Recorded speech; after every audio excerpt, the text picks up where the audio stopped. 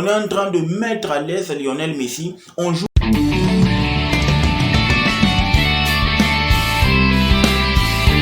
Après l'échec de Jorge Sampaoli lors de la récente Coupe du Monde, on se demandait si l'Argentine, n'est-ce pas, pouvait se relever.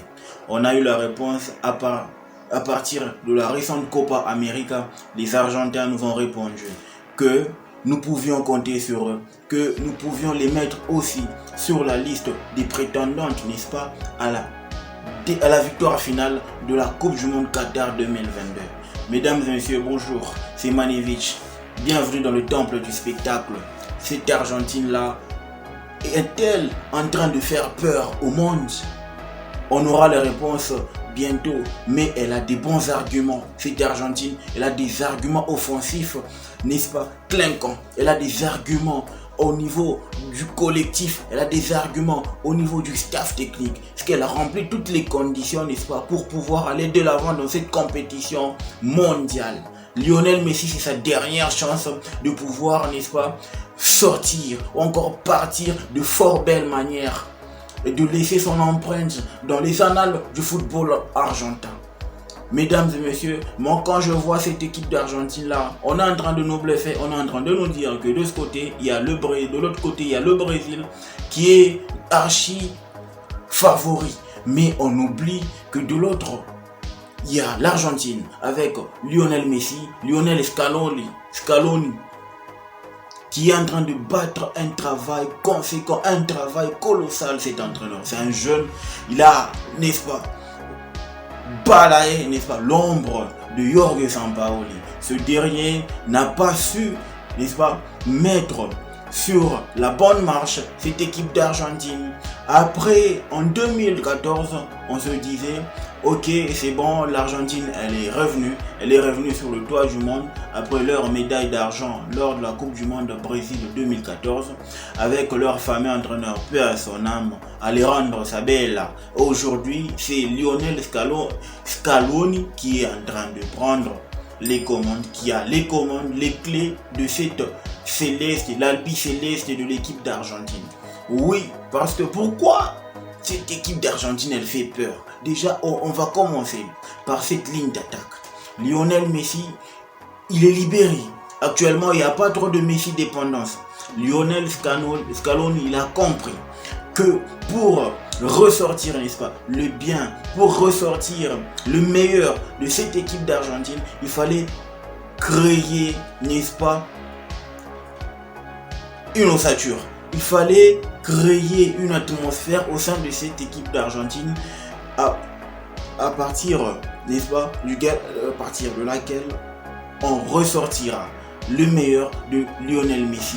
Et chose qu'il a construite lors de la récente Copa América, il est venu à la Copa América pour tester les choses. Il est venu à la Copa América récente pour tester, n'est-ce pas, ces différentes tactiques afin de mettre, n'est-ce pas, dans de très bonnes conditions Lionel Messi et consorts. Parce qu'à l'époque, on se reposait trop sur Lionel Messi. On oubliait même El Pepita, Gonzalo Higuaín, Kun Agüero. Les gens, ils ont floppé. Les gars, ils ont floppé dans cette équipe d'Argentine. Pas parce qu'ils étaient pas bons, mais parce que Lionel Messi, n'est-ce pas, prenait trop d'espace dans cette équipe. Et ça gênait, n'est-ce pas, le développement, encore l'éclosion de certains talents à côté. Parce que Lionel Messi étouffait cette équipe. Étouffé, n'est-ce pas, ses coéquipiers. Alors, quand Lionel Scaloni est venu, il a compris, il s'est servi des erreurs de ses prédécesseurs pour, n'est-ce pas, créer une atmosphère saine dans laquelle Lionel Messi va bien exprimer son talent. Et à la Copa América, c'était un poids lourd sur les épaules de Lionel Messi. Il était vraiment moqué, il était sarcasmé, il était, n'est-ce pas, vilipendé par ses fans, par les fans de Cristiano Ronaldo, pour dire que non, voilà, il était incapable, malgré tous les titres qu'il a gagnés dans son club, le FC Barcelone. Il était incapable de donner, n'est-ce pas, cette coupe ou encore une ne fût-ce qu'un trophée à cette équipe d'Argentine. Il a répondu présent lors de la Copa América. Il a répondu présent lors de la Copa América. Face à qui? Face au Brésil en finale de la Copa América 2021. Et on a vu que c'était vraiment quelque chose qui avait du sens du côté de Lionel Messi, qui avait du sens dans les cœurs, n'est-ce pas, des supporters de l'équipe d'Argentine. Et ça a boosté la confiance. On l'a vu lors de la récente finalissima qui opposait l'Italie face, n'est-ce pas, à l'Argentine. On a vu que l'Argentine avait littéralement marché sur l'équipe d'Italie. Sur l'équipe d'Italie, on n'a pas vu le niveau. Il y avait vraiment un fossé entre l'Italie et l'Argentine. Et c'est à partir de ce moment-là, qu'on a commencé à braquer nos yeux sur cette équipe d'Argentine. C'est vrai, on a vraiment inventé, on s'est mis tous dans les rangs de Mbappé pour dire que cette Copa América là, c'était une coupe des champs, c'était une coupe des fermiers. Et on s'était pas rendu compte que derrière cette coupe des fermiers, l'Argentine était en train de bâtir une ossature qui pouvait rivaliser avec n'importe quelle équipe. On a eu la réponse face à l'Italie. L'Italie s'est fait fesser par cette équipe d'Argentine. C'est à partir de ce moment-là que Lionel Scaloni a commencé, n'est-ce pas, à bâtir cette équipe au rythme de la Coupe du Monde Qatar 2022. Il avait déjà préparé. Il savait très bien que il fallait que je me serve de cette Copa América pour bâtir une ossature qui sera à même d'aller plus loin dans cette compétition mondiale. La ligne défensive très bien équilibrée. Le milieu, on a vu l'intégration de Leandro Paredes.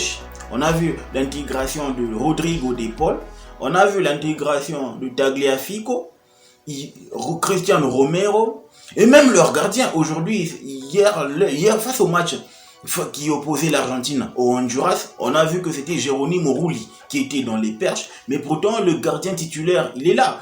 Martinez, le gardien de la suite. C'est un peu ce que le Brésil a fait avec Neymar, c'est-à-dire qu'on essaie de mettre Lionel Messi en électron libre. Il fait le jeu, il défend pas trop, il rentre pas, il redescend pas trop pour défendre, il reste dans des positions stratégiques afin qu'une fois qu'il y a, n'est-ce pas, récupération de la balle de ses coéquipiers, on le relance pour mettre, n'est-ce pas, dans de très bonnes conditions les attaquants. Aujourd'hui, comme même Laroya se retrouve dans cette équipe. Aujourd'hui, Paulo Dybala se retrouve dans cette équipe. Il joue très bien et il joue parfaitement son rôle.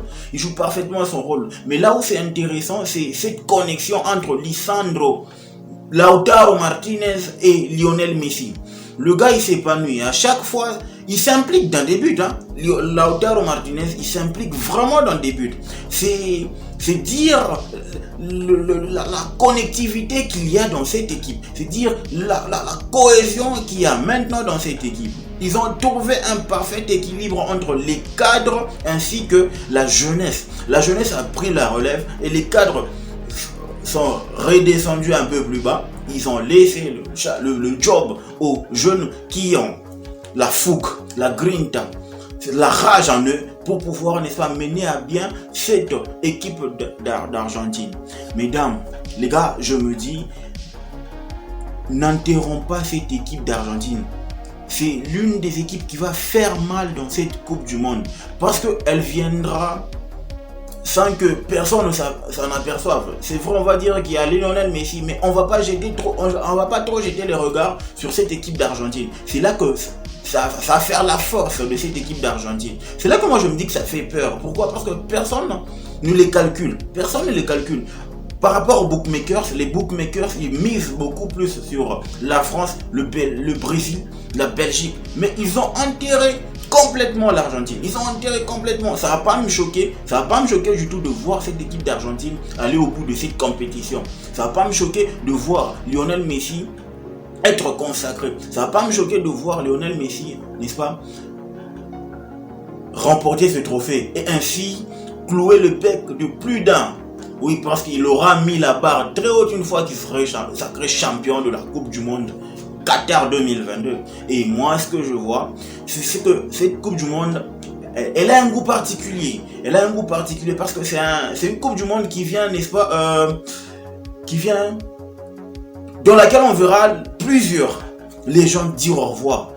Cristiano Ronaldo, au soir de sa carrière, Lionel Messi, qui peut-être ce sera pour lui la dernière Coupe du Monde, Neymar, même, et les stars qui viennent avec, parce qu'on va laisser place à Mbappé, on va laisser place à Erling Braut Haaland, on va laisser place à Mitrovic, on va laisser place à Lautaro Martinez, on va laisser place à Vinicius Junior, et les autres, ils partiront en retraite, je ne sais pas, mais ce qui est sûr et évident, c'est que cette Coupe du Monde, c'est la dernière pour plusieurs légendes. Et je me sens mal parce que je sais que pour la plupart c'est la fin, pour la plupart on se dit au revoir, pour la plupart c'est maintenant ou jamais. C'est là que ça va donner une très bonne saveur cette Coupe du Monde, elle sera bio parce que tout le monde voudra, n'est-ce pas, remporter ce trophée. Tout le monde voudra marquer les esprits au Qatar, remporter le trophée. L'équipe d'Argentine ne l'enterront pas. L'ossature est impeccable. La cohésion, elle est au max. Ils n'ont pas trop de stars comme l'équipe du Brésil. Mais il y a certaines têtes qui font le taf. Il y a cet amalgame entre ceux qui sont un tout petit peu stars et les joueurs ordinaires. Et ça fait un bloc. Ça fait une équipe compacte sur tous les fronts. Les gars, dites-moi ce que vous en pensez en commentaire. N'oubliez pas de vous abonner. Le football mérite d'être vécu. Ciao.